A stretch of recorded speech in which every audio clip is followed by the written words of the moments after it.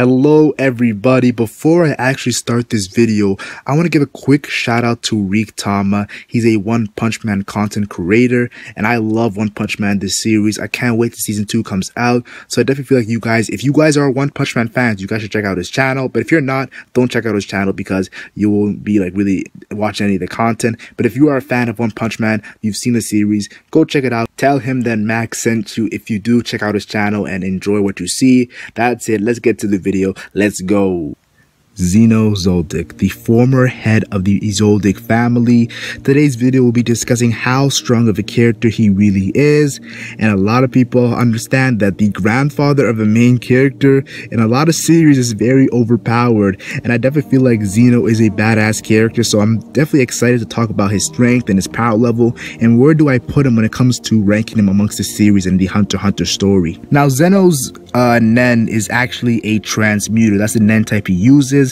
And he does a lot of crazy attacks that are revolved around a certain mythical animal, the dragon. Like we seen him use Dragon Head, which is a very cool attack where he actually summons an actual dragon made out of his Nen. He combines transmission and emission, so I definitely feel like that's very cool. With the Dragon Head, he actually adds on a lance where he can control a mini dragon and actually use it to fight you. We've seen this in the Crollo battle, and we've seen Dragon Dive, in which he's actually separates the dragon, and it's like mini dragons that come down on the palace of when we saw Netero's palace.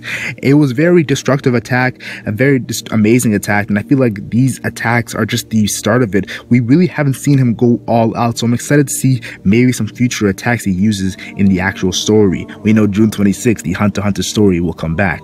Now, a lot of people after the Zeno versus Crollo battle kind of looked down on Zeno. They said Zeno and Silver were tag team in Crollo.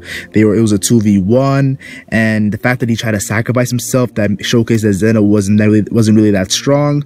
But I feel like the most interesting thing out of this battle was the fact that, first, let me talk about him sacrificing himself. The fact that he sacrificed himself, he pretty much stated, like, assassins, they wanted the best chance of killing their opponents. So definitely he thought that sacrificing himself was the best chance of killing Crollo. And they don't want the 60%, they don't want the 70%, they want the 100%. So that's why I believe he sacrificed himself, knowing that Silva is the actual head and he's already done being the head of the family. His life was actually sparable. But I do also want to say this: Crollo, what he said after the battle, when Crollo asked who would win in a fight, and Zeno's like, of course I would win, but if you were actually trying to kill me, that would be a different story. I think the fact that Crollo was trying to steal his power, that's put him down a notch. But if Zeno and Crollo went at it and Crollo was trying to kill him, yeah, definitely a different story indeed. So definitely something cool to think about. Another thing I like to talk about when it comes to Zeno's power is the way he was hyping up Netero in the Chimera Ant arc. He pretty much says that Netero is leagues beyond powerful more than him. And he's like, even when he was a kid, Netero was an old man. That was a pretty funny moment. But I do want to say this: the fact that he kind of hypes up Netero to the point of which he even compares Netero to his actual grandfather. Yeah, Killow's grandfather, Maha Zoldyck. And I definitely feel like Netero's power is way above Zeno, but Zeno still in his prime was definitely not someone you can laugh at. Another cool thing I want to talk about is Zeno's N. Yes, it was stated that an N, when it comes to Nen masters, their N is 50 meters.